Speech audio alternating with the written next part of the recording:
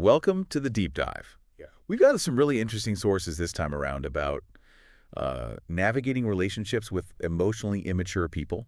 Oh, yeah. Especially parents. Yeah. And we're going to really kind of dive deep today into the challenges and coping mechanisms and ultimately how you can reclaim your emotional autonomy in these situations. Yeah. It's more common than people think. Right. And it can be incredibly impactful on your life. For sure. So we'll unpack kind of the psychology behind it and why typical approaches often kind of backfire and explore some surprisingly effective strategies. Okay, so let's jump right in. Okay. A lot of these sources talk about the emotionally immature relationship system, or EIS. And when I was reading this, it really struck me how this system creates this sort of emotional black hole. Yeah. It's constantly demanding, but rarely getting back. Yeah. So I'm really curious to get your thoughts on that. Well, that's a great way to visualize it, I think. Yeah. The EIRS is less about any one person and more about a pattern. Where one person's needs and feelings constantly take center stage. And it can really leave you feeling drained. Yeah. And even doubting yourself, especially if you've been in this kind of dynamic for a long time. Yeah, for sure. And you've hit on something crucial there, which is the impact on you. Right. One thing that came up a lot in these sources is this constant feeling of walking on eggshells. Oh, yeah. Never knowing what might trigger an outburst. Oh, absolutely. Or withdrawal from the other person. That unpredictability is a key feature of emotionally immature people. Okay. Or EIPs. Got it. They often struggle with empathy. And they prioritize their feelings over logic. And this can make it really tough to reason with them. Yeah. Or set boundaries, even with the best intentions. It's like they're stuck in a younger emotional stage. Yeah. Which makes it hard to relate to them as an adult. You're looking for a two-way street, but they're still operating on a one-way system. That's a very helpful way to think about it. Yeah. You're looking for, open communication and mutual support.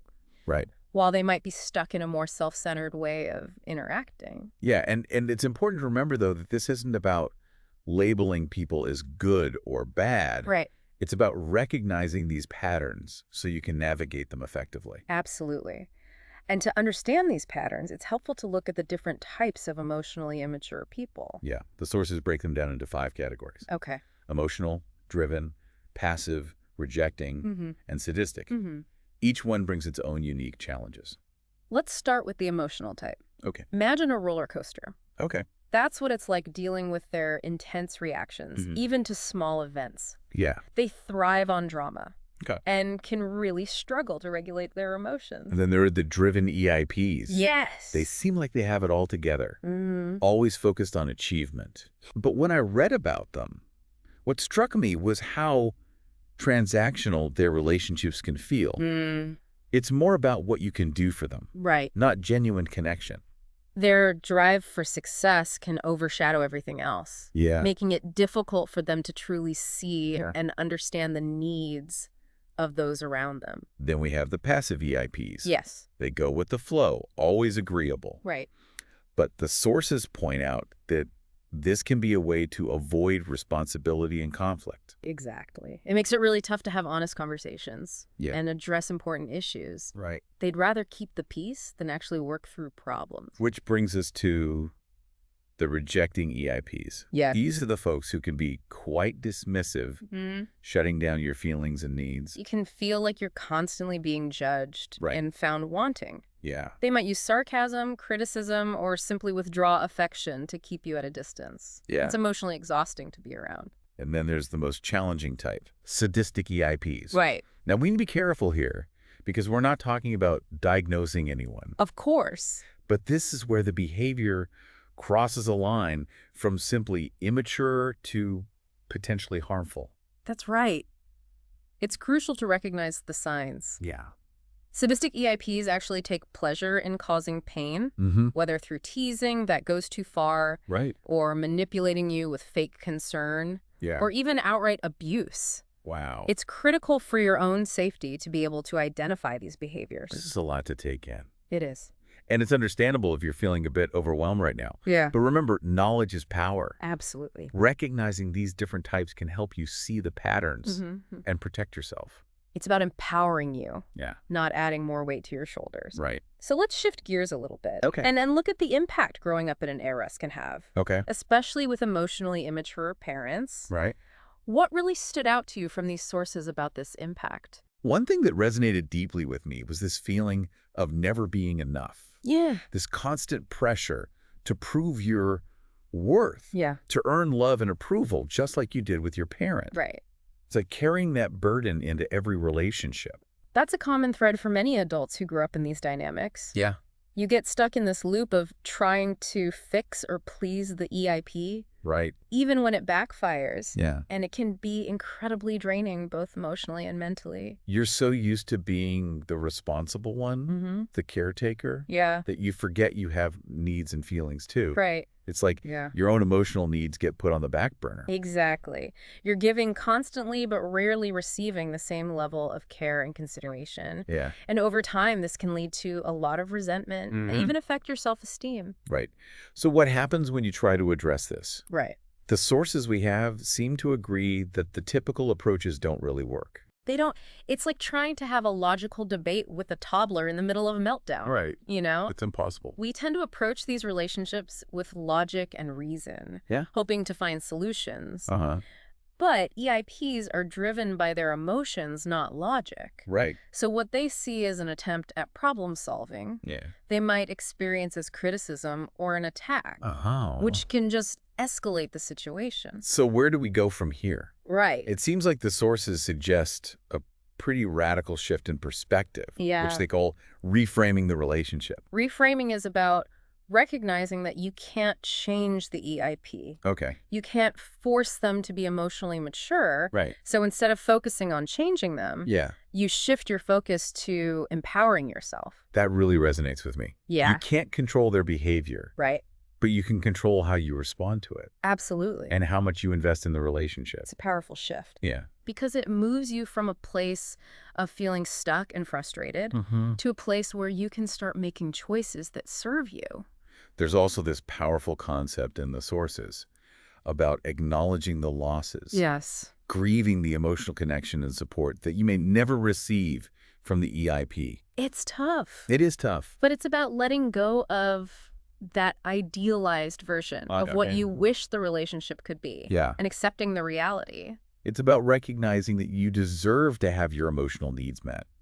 Absolutely. And if the EIP isn't capable of providing that, right, it's okay to seek it elsewhere. Yes. Whether that's through other relationships, self-care, or even therapy. Exactly. What do you think about that? I think that's such a crucial piece of this puzzle. Yeah. Yeah. You know, you mentioned seeking support elsewhere. Yeah. And I'm curious, how does that fit into accepting their limitations? Right. We're not condoning their behavior, right? Absolutely not. Accepting their limitations doesn't mean you have to tolerate hurtful behavior. It's about shifting your expectations from hoping for change to realistically managing the relationship as it is. Okay. And that's where building that support system comes in. It can give you the strength and perspective you need to navigate these complex dynamics.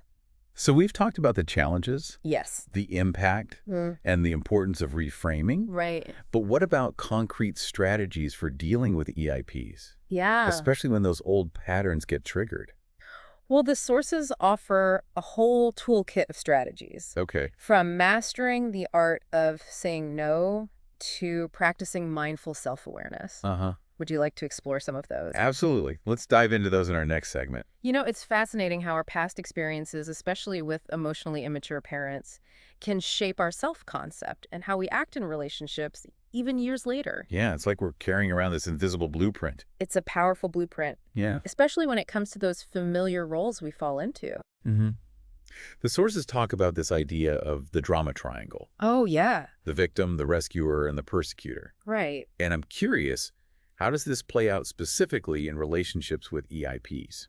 The drama triangle is such a powerful tool for understanding those EIR's patterns. Okay. Take the rescuer role, for example. Okay. The adult child might constantly try to fix the EIP's problems, soothe their outbursts, almost like they're trying to earn love and approval by being the good child. It's like they're stuck in that childhood role. They're trying to keep everything smooth, keep everyone happy. Exactly. And here's the thing. Yeah. It often backfires. Oh. The EIP caught in their own immaturity, might resist the rescue attempts. Okay. See them as controlling or intrusive. Wow. This can leave the rescuer feeling exhausted and resentful, yet still unloved. And then there's the flip side, becoming the persecutor. Oh, yeah.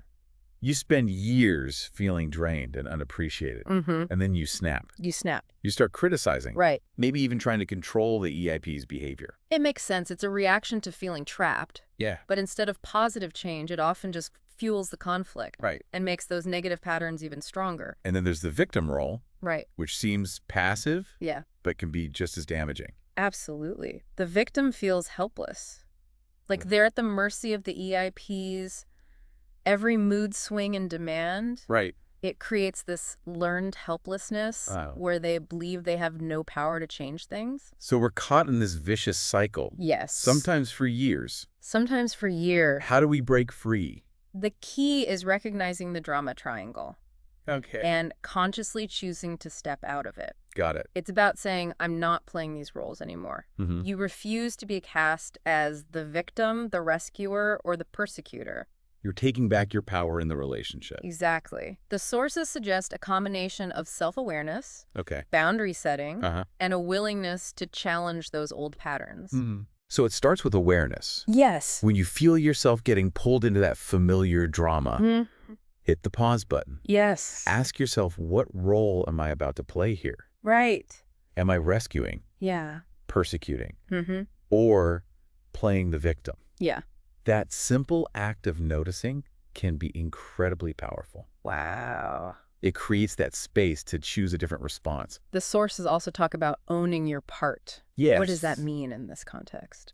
It's about recognizing that even when the EIP is behaving badly, you have a choice in how you react. Okay. You can't control them, but you can control yourself. So it's not about blaming yourself, right, but about taking responsibility for your own actions. Right. It's about saying, I can set boundaries. I can disengage. Yeah. I can even walk away. Yeah. You're not helpless. Wow. You have options. And speaking of boundaries, those seem to be a major theme in the sources. Absolutely. It's about consciously deciding what you're willing to tolerate and what you're not. Boundaries are essential for healthy relationships. Yeah. And they're especially crucial with EIPs. Okay. It might mean setting limits on how often you talk or visit, what topics are off limits, or simply saying no to requests that, will drain you.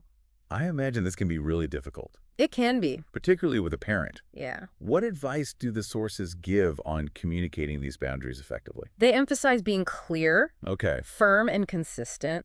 Don't be afraid to repeat yourself if needed. Got it. But also remember to be respectful and compassionate.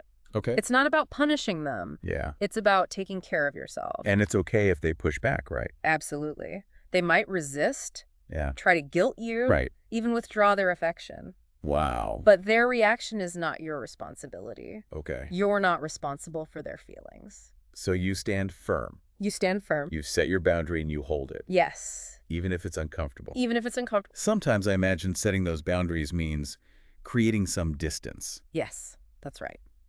Sometimes the healthiest thing you can do is take a break, limit contact, or even walk away entirely if the relationship is too toxic. That's a hard decision.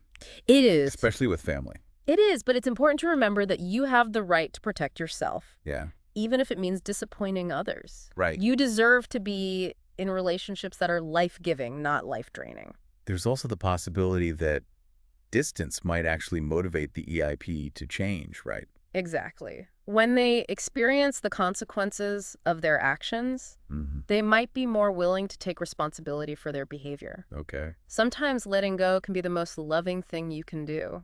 Wow. Both for yourself and for the other person. That's an interesting paradox. It is. Sometimes you have to step away to create the possibility of a healthier relationship in the future. It's about taking care of yourself so that if and when you choose to re-engage, you're doing it from a stronger, healthier place. That makes sense. And speaking of taking care of yourself, that brings us to another vital aspect of dealing with EIPs. Okay. Self-care. The sources really emphasize that self-care is not selfish. It's not. It's an act of self-preservation. Exactly. You can't pour from an empty cup. What stood out to you about self-care in these sources? What resonated with me was the wide range of self-care practices, from the simple things like spending time in nature or pursuing creative hobbies, Right. to the more challenging tasks like setting boundaries and saying no. That's a great point. Self-care isn't just about bubble baths and massages. Right. It's about making conscious choices that nourish your mind, body, and spirit. It's about listening to your body, Yes. tuning into your emotional needs, and giving yourself permission to prioritize your own well-being. It's about recognizing that you are worthy of care and attention. And that brings us to this powerful idea of developing a loving relationship with yourself. This is where true emotional autonomy starts. Okay. It's about treating yourself with the same kindness and compassion you would offer to a loved one. It's about accepting yourself, flaws and all. It's about silencing that inner critic. Yes. And replacing those negative messages with words of affirmation and encouragement. This interconnection is so crucial, Yeah. especially when you're navigating challenging relationships. It gives you the strength to set boundaries, speak your truth, and ultimately create a life that is truly fulfilling and authentic. I think we've covered a lot of ground here. We have. But I'm wondering, what would you say are some practical steps someone can take to start implementing all of this? Listening to you talk about self-care and that loving relationship with yourself, Yeah. it really strikes me how much of this journey is about inner work. Oh, absolutely. It's not just about changing the dynamic with the EIP, it's about changing the dynamic with yourself. That's so true. It's about recognizing your own needs, your own worth. It's about reclaiming that power to define yourself. Yeah. Not letting those old messages from the EIP dictate who you are. And that brings us to another theme that weaves through these sources. Right? The idea of reclaiming your emotional autonomy. Yes. What's that look and feel like in practice? Imagine this. You're finally free from those outdated beliefs that have been holding you back. Okay. You're no longer trying to earn love and approval. You're giving it to yourself. Wow. You're defining your own success, your own happiness on your own terms. There's a sense of liberation in that image. Yeah. But the sources also acknowledge that this process can be really challenging, Oh, for sure. especially when it comes to redefining your relationship with an emotionally immature parent. Yeah. Where do those challenges usually show up? One of the biggest hurdles is overcoming the guilt and obligation that often come with these relationships. You feel like you owe your parents something, Yeah. even if their behavior has been hurtful or draining. It's like that sense of duty gets tangled up with the desire for their love and approval. Exactly. But it's crucial to remember that you don't owe anyone your emotional well-being. Right. You have the right to set boundaries, to prioritize your own needs, and to create a life that feels authentic to you. What about when the EIP resists those changes? Oh, yeah. The sources mention that can be a real stumbling block. It's very common for EIPs to push back against boundaries. They might not understand them. Okay. They might try to guilt you into going back to the old ways. Right. It's important to stay strong and remember that their reaction is not your responsibility. Okay. You can't control their behavior, only your own response to it. And sometimes that response might mean taking a step back, right? Absolutely. It's okay to create distance, Okay. whether that's limiting contact or even walking away from the relationship entirely, Right. if it's too toxic or damaging to your well-being. This brings us to another point that the sources emphasize, that this journey of building emotional autonomy isn't about becoming cold or heartless. Right. It's actually about creating healthier, more sustainable relationships. It's about recognizing that you deserve to be treated with respect. Yeah. And it's about having the courage to create a life that truly reflects who you are. We've covered a lot of ground in this deep dive, I think so. and I'm sure it's given our listener a lot to think about. Yeah. What are some key takeaways you'd like to leave them with? For me, it's about remembering that you have choices. Okay. You can choose to stay trapped in the ARS patterns, Right. or you can choose to step out of them and create something different, something healthier. You have the power to define yourself, Absolutely. to set boundaries, and to prioritize your own well-being. And remember, you don't have to do this alone. That's a great point. There are resources available, whether it's therapy, support groups, or connecting with trusted friends who can offer encouragement and a listening ear. This has been a truly insightful deep dive. It has. And I think what's been most powerful is this message of hope and empowerment. Absolutely. What are your final thoughts? It's inspiring to see how understanding the dynamics of the ARs can be a catalyst for growth and transformation. It's about recognizing that you're not defined by your past or by the limitations of others. You have the strength and resilience to create a life that is full of joy, connection, and purpose. It's about becoming the person you were always meant to be. Beautifully said. And to our listener, we want to leave you with this. You are worthy of love, respect, and happiness, regardless of your past experiences or the challenges you face. Yes. You have the power to create a life that is truly your own. Thanks for joining us on The Deep Dive. Until next time, keep exploring, keep learning, and keep diving deep.